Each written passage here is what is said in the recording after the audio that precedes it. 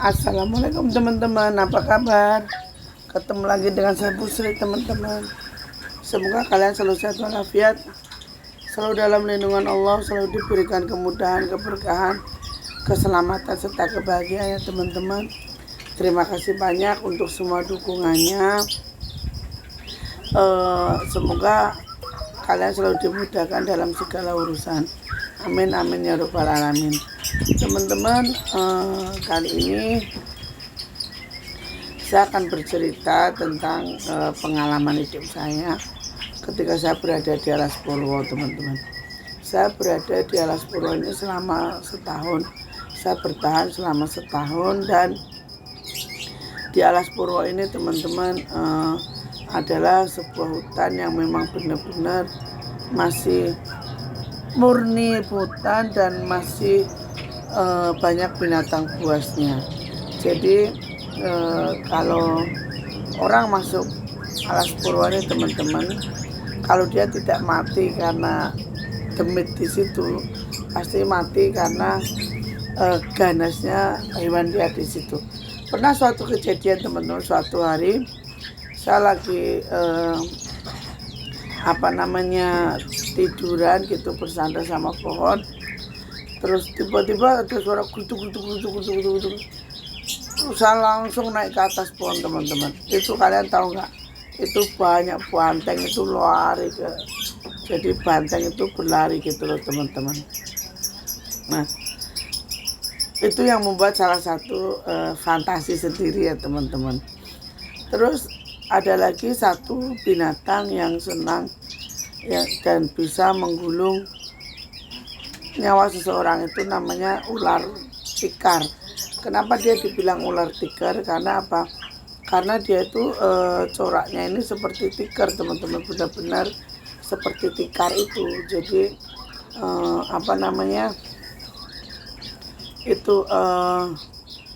jadi orang yang tidak tahu dia akan mengira bahwasanya itu tikar kecil atau itu sebenarnya ular teman-teman. Jadi dia bisa menggulung dan bisa memakan manusia yang duduk di atas tubuhnya seperti itu.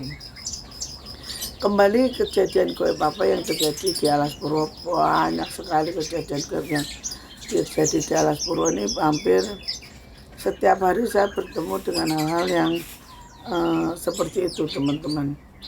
Bertemu hal yang seperti itu, ketemu dengan makhluk astral yang mungkin kalau diceritakan mungkin nggak ada habisnya, dan mungkin juga orang tidak akan percaya dengan apa yang saya ceritakan, karena hal demikian itu kan tidak bisa dibuktikan ya teman-teman. Tapi saya yang mengalaminya secara langsung gitu.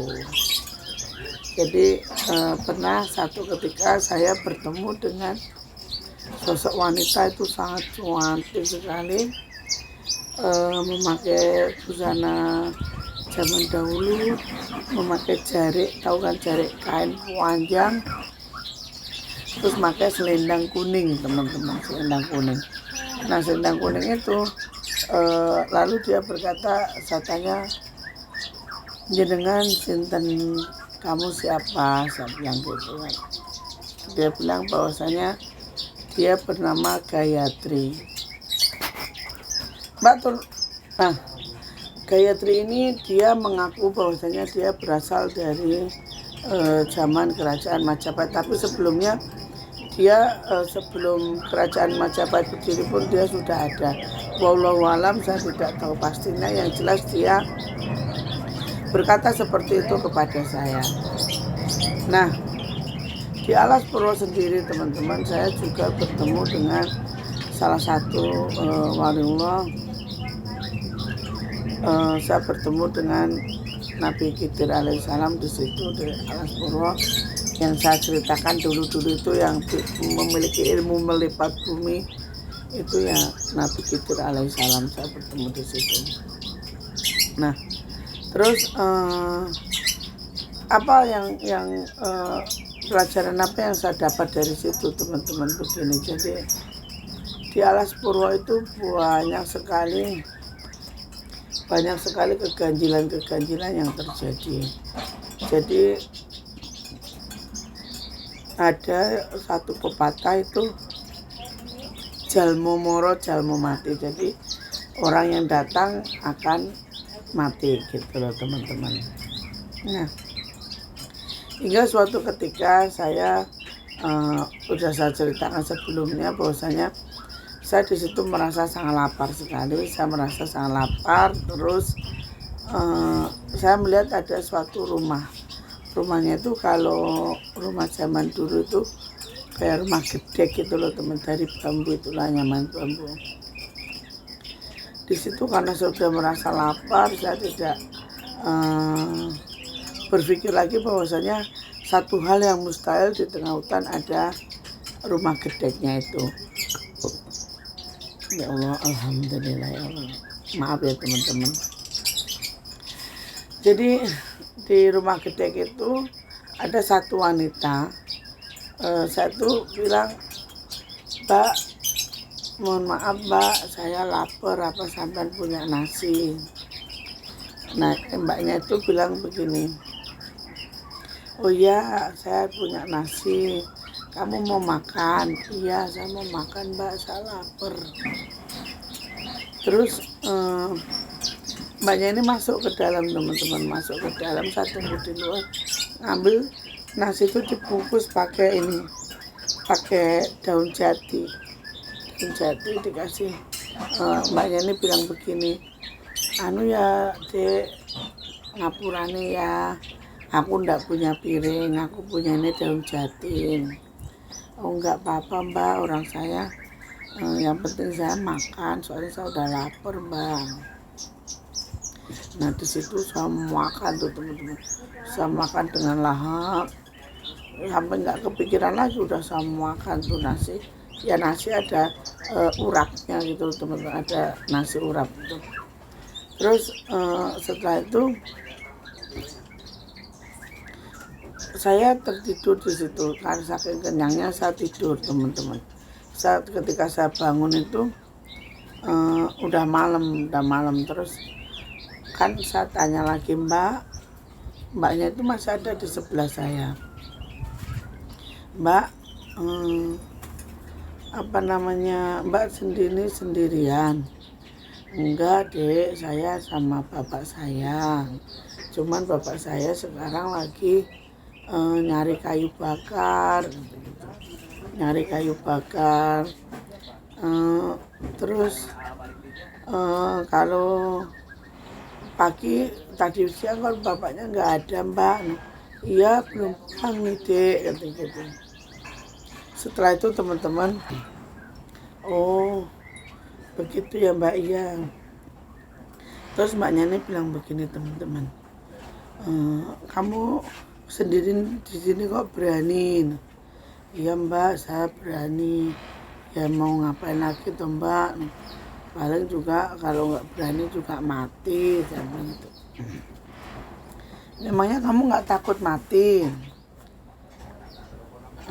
Saat ini saya nggak punya apa-apa Mbak, saya mau mati sekarang apa besok sama aja, wong saya juga toh saya nggak punya apa-apa gitu. Terus mbaknya tuh bilang begini, ya wes lah kamu malam ini tidur tempat saya dulu, nanti kalau kamu mau pergi nggak apa-apa, besok pagi aja. Ya wes, oh ya udah Mbak, makasih. Karena saya berasanya tuh bersyukur banget teman-teman dapat tempat berteduh, itu saya bersyukur banget. Nah setelah itu teman-teman saya pun masuk ke dalam. Tapi anehnya tuh teman-teman, di situ itu hanya ada satu kamar, sekatan kamar gitu, nggak ada perabotan apapun,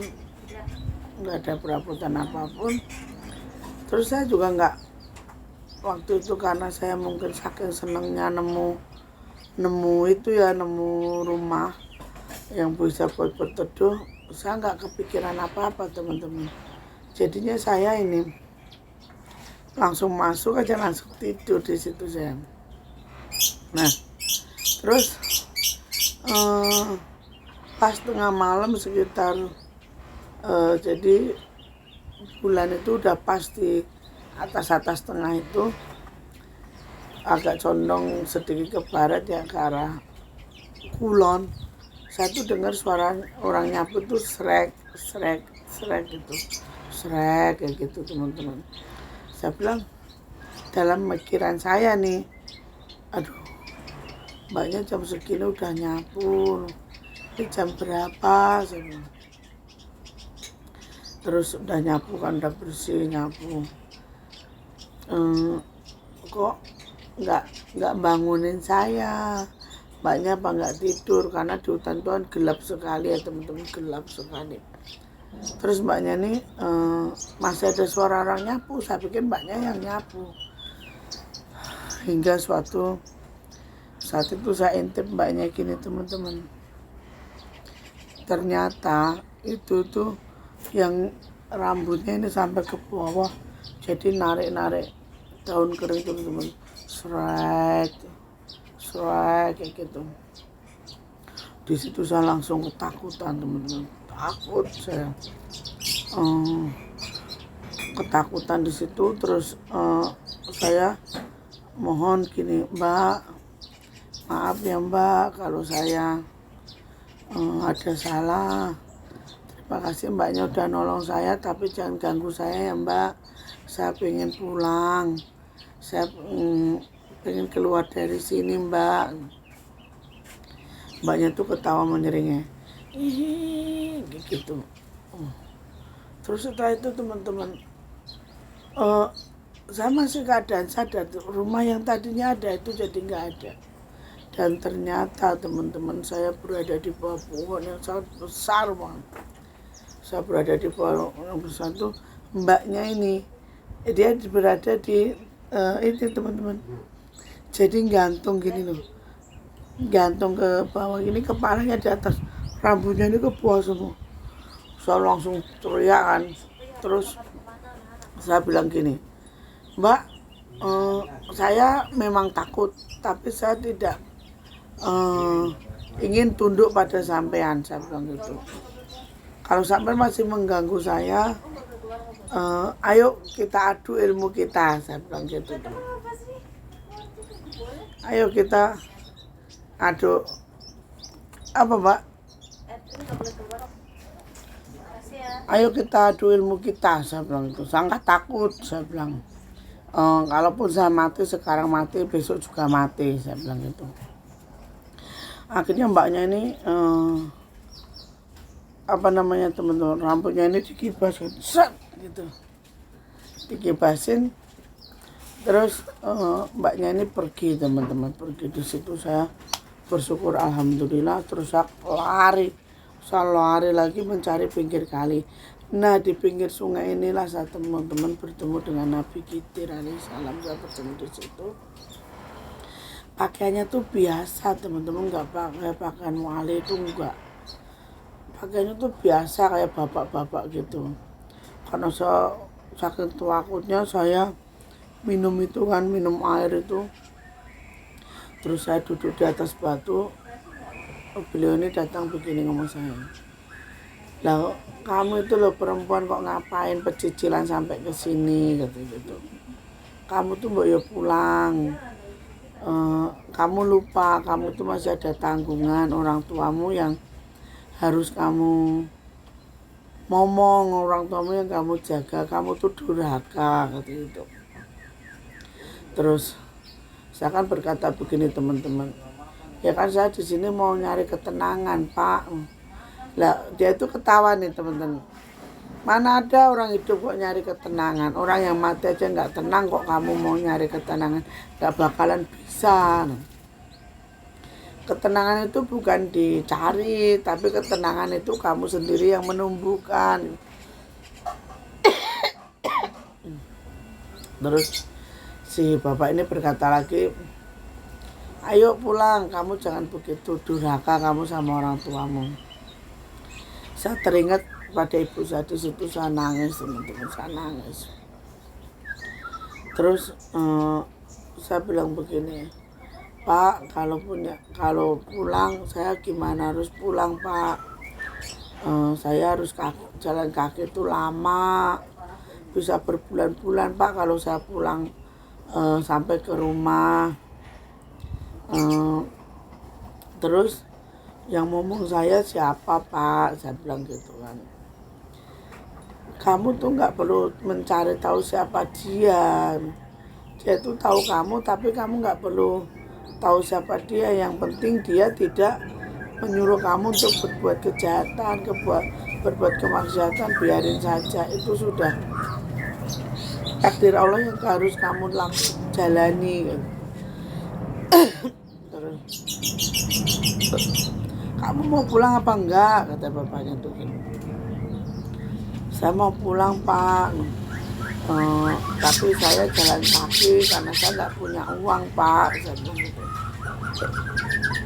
Terus dia ini bilang begini teman-teman, kamu mau saya antar pulang tidak? Mau.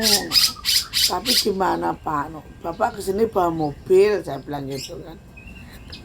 Karena saya waktu itu belum ngeh ini siapa, belum ngeh. Terus udah gitu Nabi kita ini berkata begini teman-teman, saya ajari ya kamu, kita malam ini kalau kita malam ini akan sampai di rumah. Carane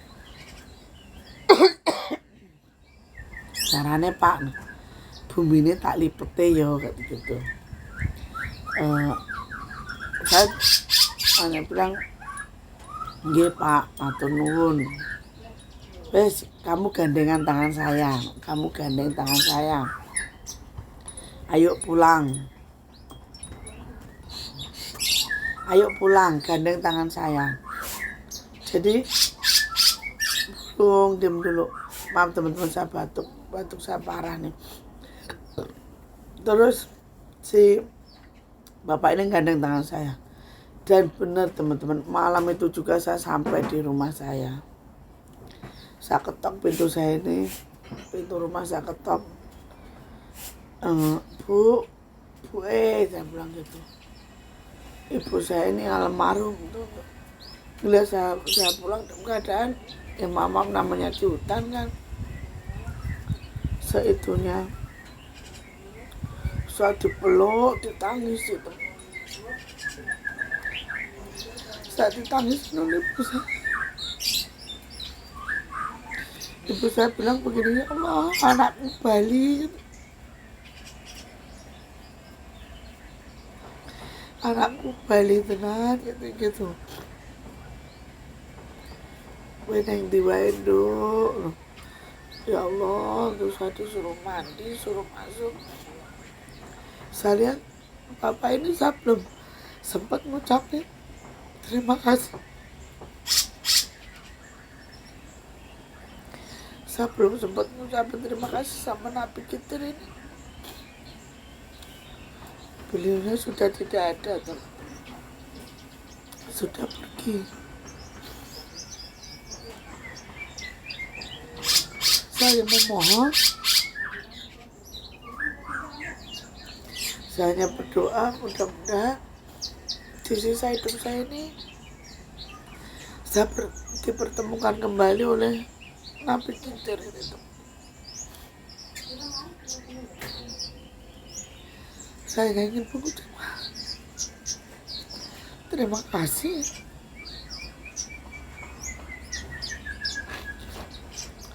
Karena saya merasa bahwa saya itu siapa kok sampai Allah ini mengirimkan saya sosok wali, sosok nabi yang benar-benar wallahu alam apakah bapak ini benar Nabi Khidir atau bukan, saya tidak tahu. Yang jelas saya bersyukur dengan apa yang saya alami teman. Karena saya percaya bahwasanya Allah itu maha berkuasa dengan setiap makhluknya, maha berkuasa dan maha memiliki, maka Allah alam hanya Allah yang tahu teman-teman.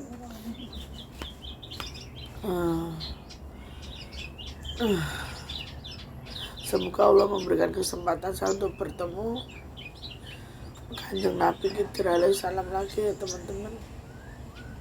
Sudah nggak sanggup bercerita lagi. Terima kasih untuk semuanya. Semoga kita dijadikan insan-insan yang selalu berbuat kebaikan. Akhir kata, assalamualaikum warahmatullahi wabarakatuh.